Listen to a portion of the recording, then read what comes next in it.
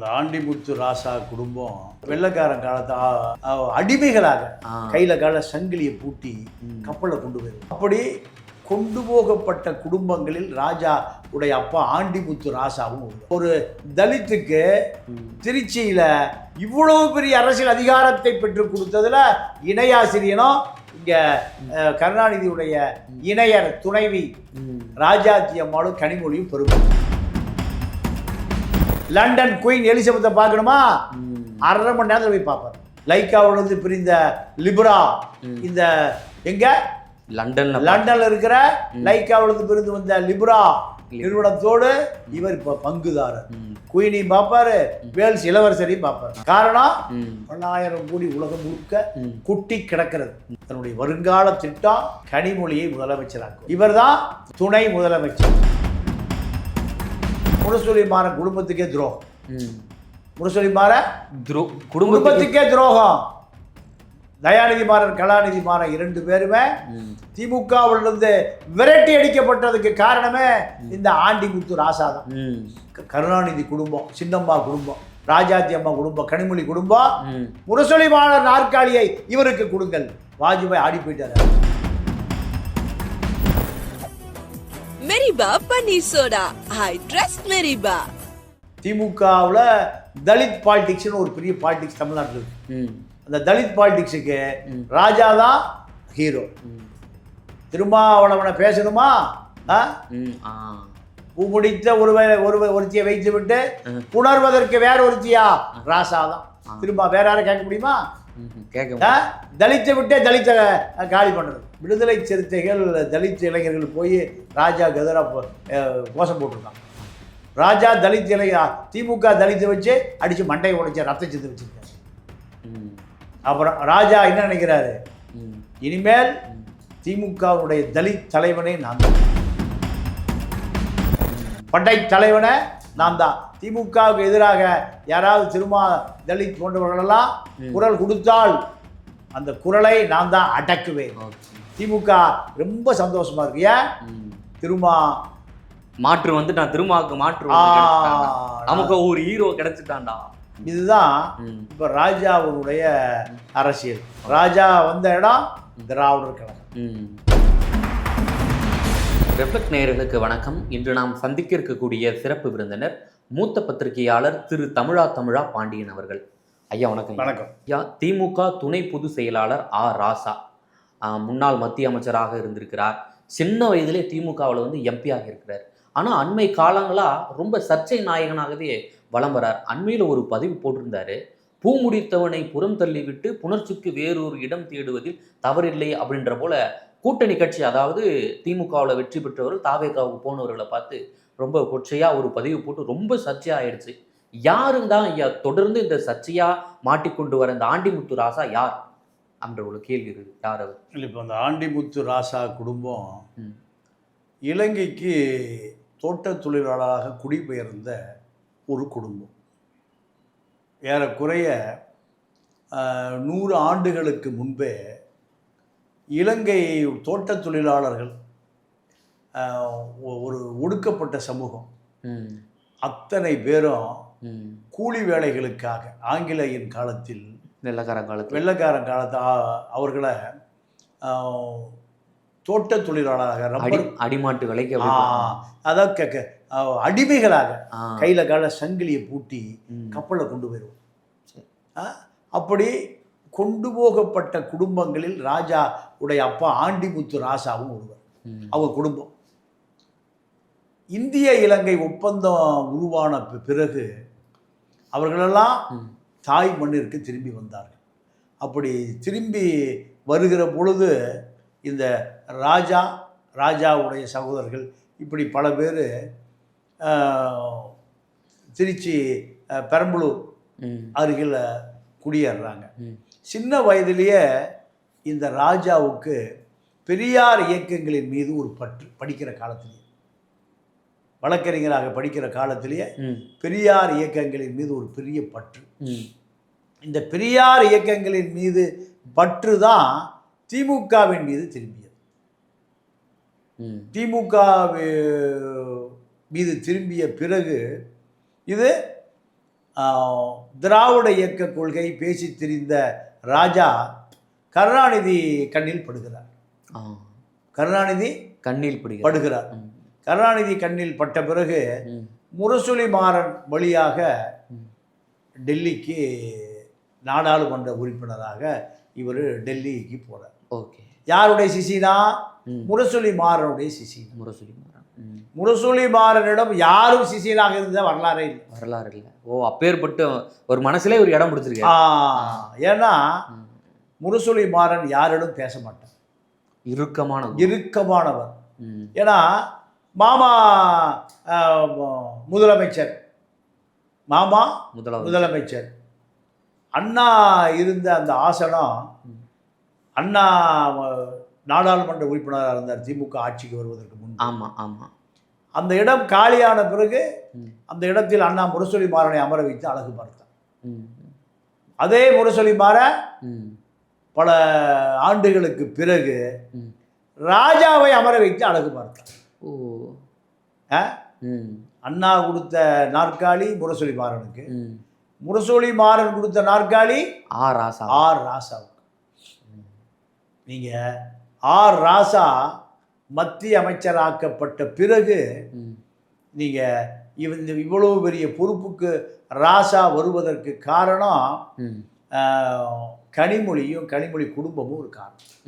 எப்படி அவங்களுக்குள்ள எப்படி அந்த கனெக்ஷன்னா ஒரு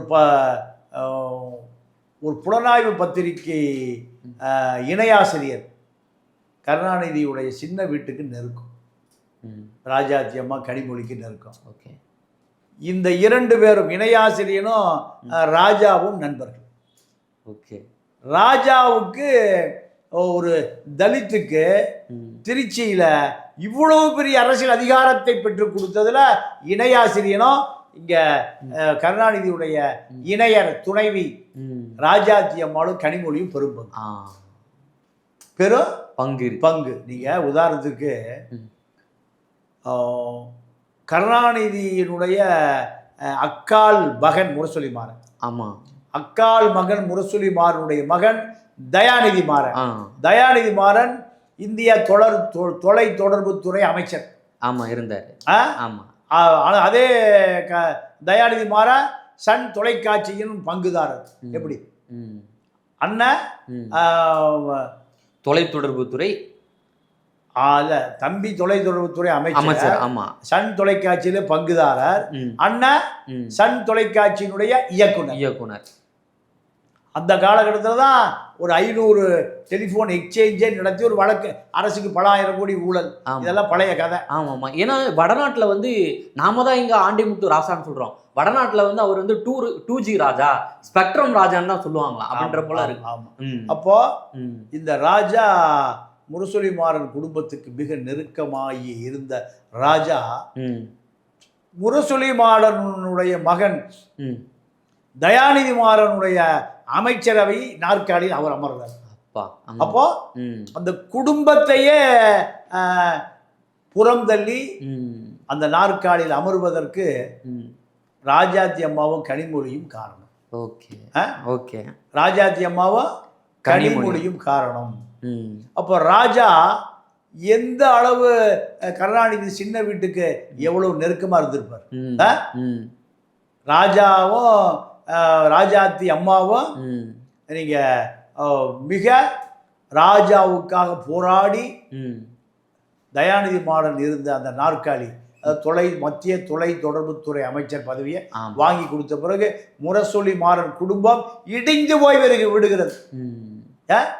யாரோ ஒரு தலித்து ஆண்டிமுத்து ராசா நம்முடைய நாற்காலியை பறித்து விட்டாரே, பறிக்கிற அளவுக்கு வலிமையாக மாறிவிட்டாரே. இதுதான் ராசாவுடைய திறமை. அப்போ முரசொலி மாறன் மறைந்த பிறகு முரசொலி மாறன் குடும்பத்துக்கே துரோகம். முரசொலி மாறன் குடும்பத்துக்கே துரோகம். தயாநிதி மாறன் கலாநிதி மாறன் 2 பேருமே திமுகவிலிருந்து விரட்டி அடிக்கப்பட்டதுக்கு காரணமே இந்த ஆண்டிமுத்து ராசா தான். நீங்க அதாவது வாஜ்பாய் அமைச்சரவையில் அமைச்சர், என்விரான்மெண்ட் அமைச்சர், சுற்றுச்சூழல் துறை அமைச்சர். ஆமாம். அப்போ அப்படி இருக்கிற காலத்தில் ராஜா கொடநாட்டில் தொடர்ந்து மின்வெட்டு, ஜெயலலிதாவுடைய கொடநாட்டில் தொடர்ந்து மின்வெட்டு. அப்போது ஆற்காடு வீராசாமிகிட்ட சசிகலா கூடி சொல்லுது, கோயம்புத்தூர்லேருந்து கொடநாட்டுக்கு நீலகிரி மலையை தாண்டி தனி லைன் போடியா. அப்போ அந்த அம்மா எதிர்க்கட்சி, மின்சாரத்துறை அமைச்சர் ஆற்காடு வீராசாமி. ஆற்காடு வீராசாமி. அப்போ 3 மாதத்தில் கோயம்புத்தூர் எங்க, கோத்தகிரி எங்க, மேற்கு தொடர்ச்சி மலை பூரா எது போடப்பட்டது, மின்சாரம். அப்போ என்விரான்மெண்ட் சுற்றுச்சூழல் அமைச்சர் ராஜா தான் என்ஓசி கொடுக்கிறார் ஜெயலலிதாவோட கொடநாட்டுக்கு. காடுகளை வெட்டி எறியுங்கள், மலைகளை உடைத்தெறியுங்கள், ஜெயலலிதாவுக்கு மின்சாரத்தை கொடுங்கள். யாரு? ஆண்டிமுத்து ராசா. முரசொலிமாறன் மறைவுக்கு பிறகு நீங்க வாஜ்பாய் அரசாங்கத்தில் இண்டஸ்ட்ரியல் அண்ட் காமர்ஸ், தொழில்துறை அன்று வர்த்தகத்துறை அமைச்சர் முரசொலிமாறன் இறந்துட்டார். கருணாநிதி குடும்பம், சின்னம்மா குடும்பம், ராஜாத்தி அம்மா குடும்பம், கனிமொழி குடும்பம், முரசொலிமாறன் நாற்காலியை இவருக்கு கொடுங்கள். வாஜ்பாய் ஆடி போயிட்டார். வாஜ்பாய் இந்தியாவுடைய இண்டஸ்ட்ரியல் மினிஸ்டர் அண்ட் காமர்ஸ், வர்த்தகம் அண்ட் தொழில்துறை இந்த சிறு இளைஞனால நிர்வகிக்க முடியாது. யார் சொல்றா? வாஜ்பாய். ஆட்சியை கவிழ்த்து விடுவோம். யார் ஆட்சி? வாஜ்பாய் ஆட்சி. ஜெயலலிதா கவுத்தது போல 81 கவுத்துருவோம். யாருக்காக? ராஜாவுக்காக கவுப்போம். வாஜ்பாய் ஆடி போயிட்டார். அதே காலகட்டத்தில் டிஆர் பாலு கப்பல் துறை அமைச்சர். நீங்க சேது சமுத்திர திட்டம், மணலை வாரி எடுத்தோன்னு ஒரு 30,000 கோடியை காணும். 30,000 கோடி பணத்தை பேங்க்ல வாரி எடுத்து, கடல்ல மண்ணை வாரி எடுக்கிறதுக்கு பதிலாக பேங்க்ல பணத்தை வாரி எடுத்து அப்படியே கொண்டு போய் ராஜாஜி அம்மா கொண்டு சேர்த்து. ஆனா அவரு அண்மையில கேட்கும்போது மீன் பிடிக்கிற கப்பல் தான் வாங்கன்னு சொன்னாருங்கய்யா. அண்மையில ஒரு கேஸ் இல்ல, அவர் இன்னும் கேட்ட மீன்பிடி கப்பல்லாம் இல்ல, சும்மா போட்ல 2 துடுப்பு போட்டு தாங்க போனேன். நான் மட்டும்தான் மீனவ ட்ரெஸ்ஸை போட்டு தொப்பியெல்லாம் வச்சுக்கிட்டு கொஞ்சம் கூடையை வச்சுக்கிட்டு போனேன்னு சொன்னாலும் ஆச்சரியப்படுறேன். ஆமா, கூடையை வச்சுக்கிட்டு மீன்பிடி பின்னாடி கட்டியிருப்பாங்க, அதுக்கு பேரு வடிவேலு ஒரு படத்துல அப்படிதான் கெட்டப்பு மட்டும் தான் பண்ணிருப்பான், மீன் பிடிக்க போக மாட்டான். அப்ப அதே போலதான். அப்போ இந்த ராஜாவை பொறுத்த வரைக்கும், ராஜா வாஜ்பாய் அரசாங்கத்துல வாஜ்பாயை நீங்க விரட்டி வாஜ்பாய் அரசாங்கத்துல அமைச்சராக இருந்தார். வாஜ்பாய் அரசாங்கத்துல யார் அமைச்சர்னா தயாநிதிமாறன் அமைச்சர். வாஜ்பாய் ஆட்சி மாறி 2004 வாஜ்பாய் ஆட்சி மாறி மன்மோகன் சிங் ஆட்சி வருது 2005. அப்போ அதே நாற்காலியில் அமர்ந்த தயாநிதி மாறன் அப்பொழுதுதான் ஆரம்பிச்சது 2G வழக்கு. 2G வழக்கு என்ன வழக்குனா, வெளிநாட்டை சேர்ந்த சீன நிறுவனம், அமெரிக்க நிறுவனம், பாகிஸ்தான் பின்னணி உள்ள பல நிறுவனங்கள் அதுல பங்கு பெறுகிற பொழுது முன்னால் வந்தவர்களுக்கு முன்னுரிமை. அதான் கருணாநிதி சொல்லுவார், ஆதரவும் இல்லை எதிர்ப்பும் இல்லை. இலங்கையில் தமிழை பூரா செத்துட்டு இருக்கா, ஆதரவும் இல்லை எதிர்ப்பும் இல்லை. தமிழை பூரா கேரளாக்காரன் அடிச்சு விரட்டுறான், முல்லை பெரியார், ஆதரவும் இல்லை எதிர்ப்பும் இல்லை. ஒரு தலைவன் எவ்வளவு கேவலமா இருந்திருக்கான் பாருங்க. கயவன் கருணாநிதி 5 லட்சம் பேர் உயிரோடு கொல்லப்படுகிற பொழுது ஆதரவும் இல்லை எதிர்ப்பும் இல்லை, ஆம்பளையும் இல்லை பொம்பளையும் இல்லை, அம்மாளும் இல்லை ஆத்தாளும் இல்லை, அயோக்கிய பையன் இந்த கருணாநிதி. அப்போ இதுதான் ஆண்டிமுத்து ராசா. ஆண்டிமுத்து ராசா மன்மோகன் சிங் பிரதமராக வந்த பிறகு மன்மோகன் சிங் வீட்டில் கூப்பிட்டு சொல்றாங்க, உன் மீது வழக்கு பதிவாயிடுச்சு. ஓகே, இந்த வழக்கு பதிவாவதற்கு என்ன காரணம்னா, தன்னுடைய அமைச்சரவையை ஆண்டிமுத்து ராசா தட்டி பறித்து கொண்டார். இந்த நாற்காலியில் அவரை விடக்கூடாது, இந்த நாற்காலியில விடக்கூடாது உடனடியாக. ஏன்னா அவர் அமைச்சராக இருந்தவர் யாரு? தயாநிதி மாறன். ஆசீர்வாதம் ஆச்சாரி என்கின்ற ராஜாவுடைய பிஏவை அப்படியே தூக்குறாங்க அப்ரூவரா. என்ன நடந்தது, எவ்வளவு கோடி ஊழல் நடந்தது, அத்தனையும் புட்டு வச்சுட்டாரு ஆசீர்வாதம் ஆச்சாரி. யாருடைய பிஏ? ராசா ராசா பிஏ. ம், இந்த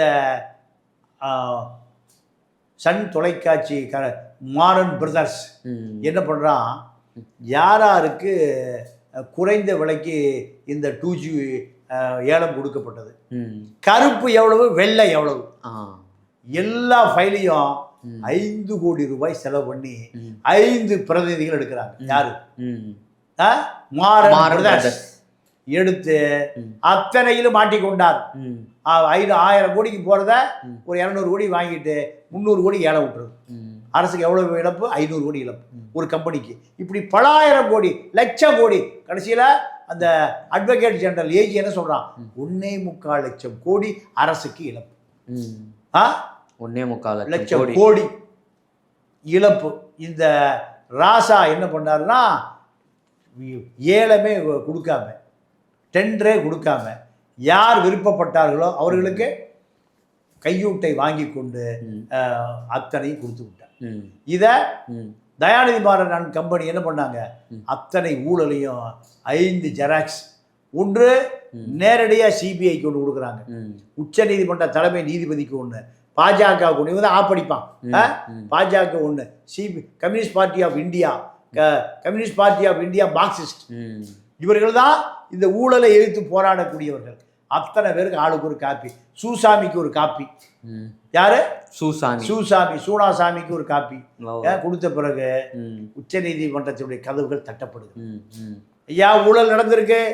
ஆண்டிமுத்து ராசா ஊழல், கனிமொழி ஊழல், தயாளம்மா ஊழல், கருணாநிதி ஊழல், எல்லா ஊழல், குடும்பமே ஊழல்.